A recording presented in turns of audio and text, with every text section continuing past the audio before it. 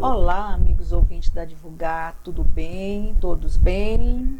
Todos com saúde, todos trabalhando, estudando, né? Hoje nós vamos fazer uma reflexão da revista Reformador de março de 2020, está lá na página 4, é um editorial, O Aparelhamento Necessário, de Emmanuel.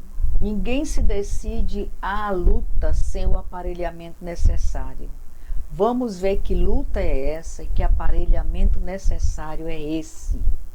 Emmanuel nos traz essa informação. E ele começa assim. A luta referida por Emmanuel, que trazemos à reflexão, foge do conceito milenar traduzido nos choques sanguinolentos. Trata-se da luta que cada um realiza no seu autoaperfeiçoamento. A luta do bem combate, conforme afirma o venerável apóstolo Paulo. Combate o bom combate, acabei a carreira, guardei a fé. Está lá em Timóteo capítulo 4, versículo 7. E para esse combate, aqueles que decidirem realizá-lo com êxito necessitam aparelhar-se devidamente, porque ninguém vai a uma batalha sem o aparelhamento necessário. Eu acredito que esse combate é uma luta dentro de nós para a nossa transformação íntima, né? A nossa transformação moral. E os aparelhamentos é o quê? É a nossa consciência, é a caridade, é o amor. E os equipamentos eu acredito que seja o Evangelho, a Bíblia, né? A praticar o bem. Mas vamos ver se eu estou correta. Eu já li, mas estou colocando essa interrogação para vocês. Vamos ver se eu interpretei corretamente essa reflexão. E continua assim. Esse mister inicia-se com a escolha da orientação a ser seguida, porque sem referência, sem conhecimento, é dirigir-se para o campo de batalha com grande possibilidade de insucesso. Ainda estamos para descobrir que equipamentos, que aparelhamento é esse, que batalha é essa. Continuemos. A escolha da referência é o passo inicial e determinante para as ações subsequentes. Se há o sincero desejo de aperfeiçoamento e de êxito no combate íntimo, o discernimento ou o bom senso devem fazer parte do arsenal a ser utilizado. Começamos já a descobrir o que é o aparelhamento necessário para o nosso crescimento, né? Primeiro ele já fala aqui, o discernimento ou o bom senso faz parte do arsenal para a ser utilizado. Continuando, o discernimento fará com que antes da escolha se analise o contexto e o texto. Para os cristãos, especialmente os espíritas cristãos ou verdadeiros, as escolhas deverão convergir com um único foco, ou seja, para o guia e modelo da humanidade, que é Jesus. Assim sendo, basta segui-lo incondicionalmente, com fidelidade às suas orientações, aparelhando-se dos instrumentos que ele utilizou para vencer o mundo. Quais foram os instrumentos que Jesus utilizou para vencer o mundo? O amor, o perdão, a compaixão, a caridade, a benevolência, a aceitação das suas provas sem murmurar, às vezes até agradecendo, né? Então, esse que é o modelo que Jesus deixou para a gente. Então, essa leitura de hoje, essa reflexão de hoje, ela nos deixa muito claro, ela nos mostra o caminho, ela nos mostra os equipamentos, o aparelhamento necessário para que a gente possa ter uma evolução espiritual. É só seguir o Cristo, seguir o que o Cristo nos deixou, né? Principalmente amar ao próximo como a ti mesmo, né? Não falar o nome. Ontem, eu participei ontem de um acolhimento no Centro Espírita, que toda quarta-feira é muito interessante esse momento para mim, e onde foi falado isso. Amar a Deus sobre todas as coisas, não falar o seu santo nome em vão, que hoje a gente fala com tanta naturalidade, né? Tem até músicas que não são muito interessantes que usam o nome do Cristo, né? E ele pede que não seja falado o nome do Cristo em vão. Então nós precisamos realmente seguir a cartilha do Cristo, seguir a cartilha que Jesus deixou para a gente. Continuando, o bom combate tem várias batalhas e para cada uma delas o aparelhamento tem a sua especificidade. Vamos ver? Ele exemplificando aqui, para cada batalha tem um aparelho. Vamos ver quais são. Exemplificando, para a salvação, a caridade. Para a união, a fraternidade. Para a unificação, a união. O bom combatente, aquele estudioso e aplicado que não se satisfaz com o conhecimento apenas, mas envida esforços para aplicá-lo em sua vida com a intenção de ser coerente, de renascer, de regenerar-se, de ser melhor no momento seguinte do que o do anterior, utilizar-se sempre do instrumento áureo recomendado e exemplificado pelo Mestre, guia e modelo de todos nós, amar a Deus acima de todas as coisas e o próximo como a si mesmo. Então, como a gente viu nesse parágrafo, nós precisamos colocar em prática essas orientações para que a gente tenha a salvação. A gente precisa praticar a caridade. Para que a gente se una, a gente precisa praticar fraternidade. Para que para aconteça a unificação do povo, né? Precisa da união e não dessa briga desvairada que acontece, dessa disputa, eu sou melhor, eu sei mais, eu quero mais para mim, essa posição é minha, ninguém tasca, eu vi primeiro. Como assim? Jesus fala aqui que para a unificação é preciso existir a união, né? E que o bom combatente, aquele que é estudioso, ele precisa aplicar o que ele estuda.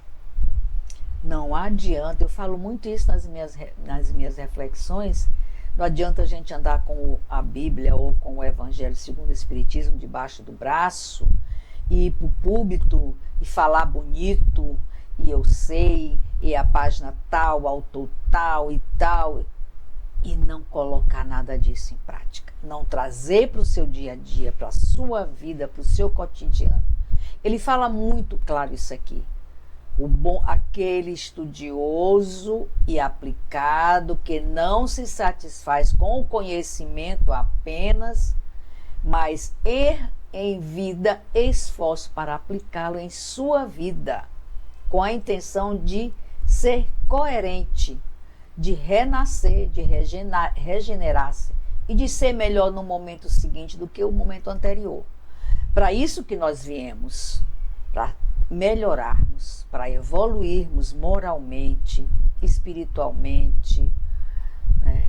Para isso que nós estamos aqui. Eu costumo dizer que nós não viemos para um parque de diversão, nós viemos para trabalhar,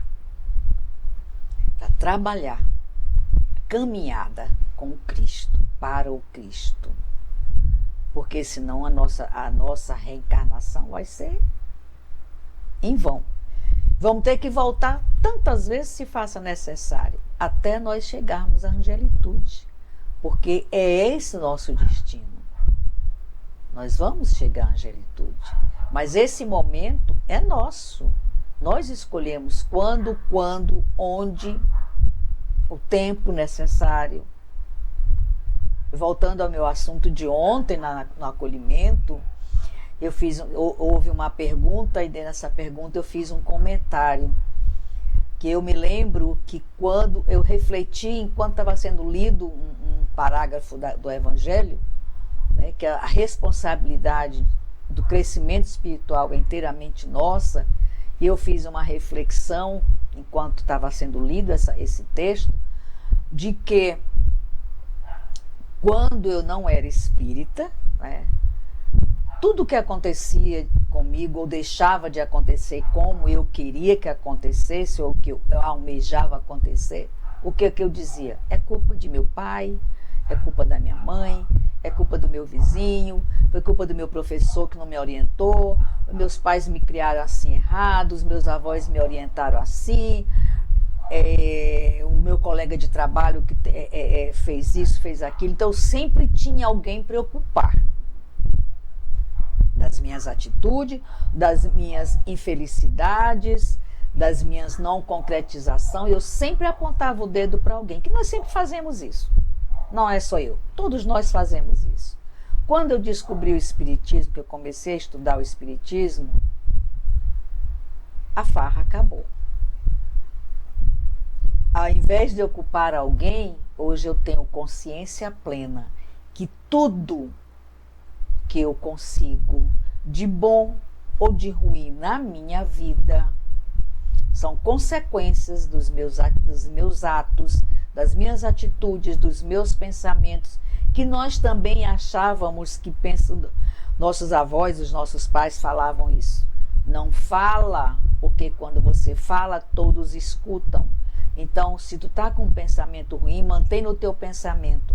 Que a gente achava que nosso pensamento, só Cristo chegava até ele. Lê do engano. Nosso pensamento é um livro aberto. Todos os espíritos, tanto os que já têm conhecimento da divina luz, como os que continuam na escuridão, conseguem chegar até o nosso pensamento. É por isso que nós puxamos eles para a gente, porque a gente pensa, baixa a nossa frequência e eles chegam junto. Então não nos iludamos de que nossos pensamentos não são vigiados 24 horas. Né? Então, continuando o meu comentário em relação que eu achava que tudo que acontecia comigo era culpa de alguém, hoje eu tenho consciência plena que tudo que acontece comigo, tudo que eu puxo para a minha vida, são os meus pensamentos, são as minhas atitudes, são os meus atos dessa vida ou de vidas passadas, de pretérito, né? Mas ninguém tem culpa. A culpa é exclusivamente minha. E me manter nessa culpa também é de responsabilidade minha. Porque antes de perdoar alguém, a gente precisa se perdoar, para que a gente possa fazer essa caminhada mais leve. E a gente não costuma se perdoar, porque a gente não tem coragem de encarar a nossa própria consciência. Quando se pergunta onde está o Cristo, a resposta da espiritualidade está na nossa consciência. E nós temos pavor de conversar com a nossa consciência. Não é verdade? Continuando.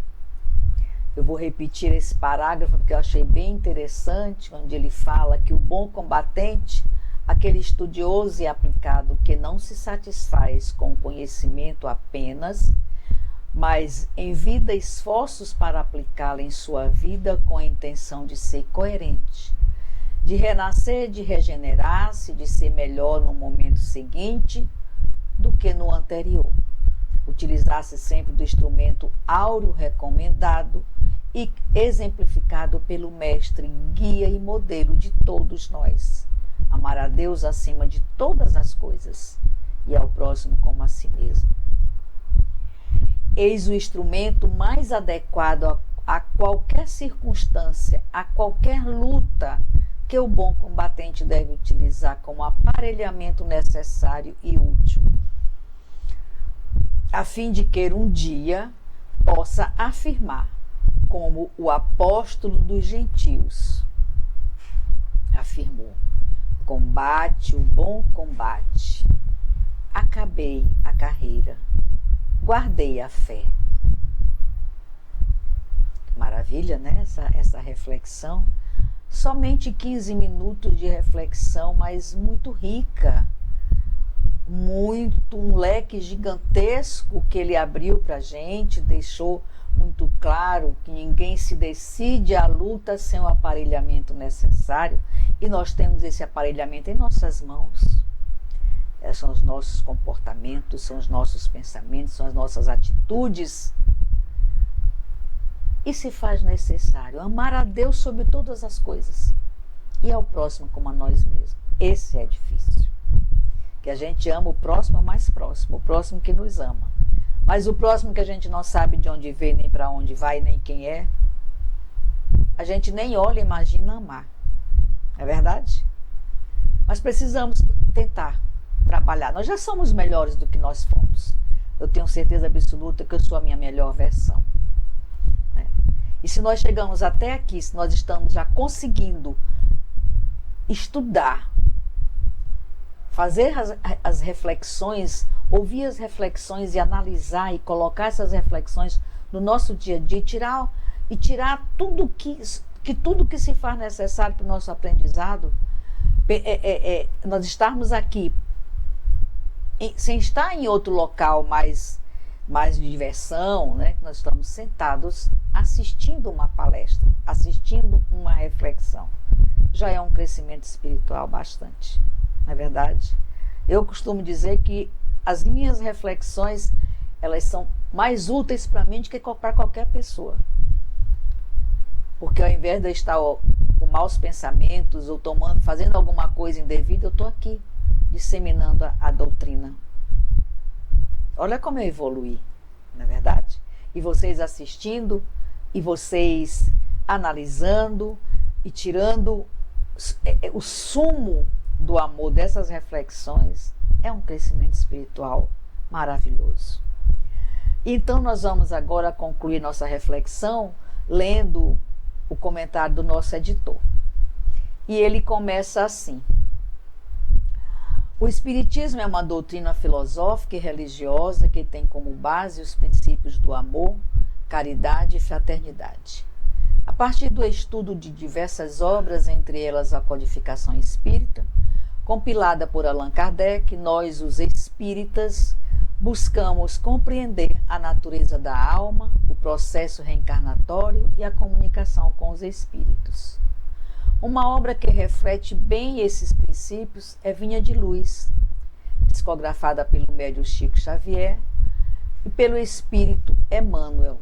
Em cada capítulo do livro encontramos ensinamentos e mensagens que nos convidam a refletir sobre a importância do amor, da fé e da confiança em Deus. No capítulo 141, Emmanuel nos chama a atenção para a fé como um escudo poderoso contra os ataques malignos. Ele cita uma passagem bíblica de Paulo que nos encoraja a abraçar esses escudos da fé para apagar os dardos inflamados do maligno. E essa mensagem nos convida a fortalecer a nossa confiança em Deus e acreditar que Ele está sempre ao nosso lado, protegendo-nos e guiando-nos. A fé não é uma crença cega ou dogmática, mas sim a certeza interior de que somos amparados por uma força divina.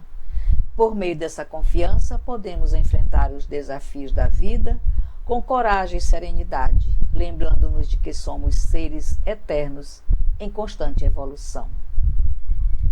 Assim, o capítulo 141 de Vinha de Luz, que foi utilizado como referência para o editorial da revista Reformador, nos lembra da importância de cultivarmos a fé em nossas vidas.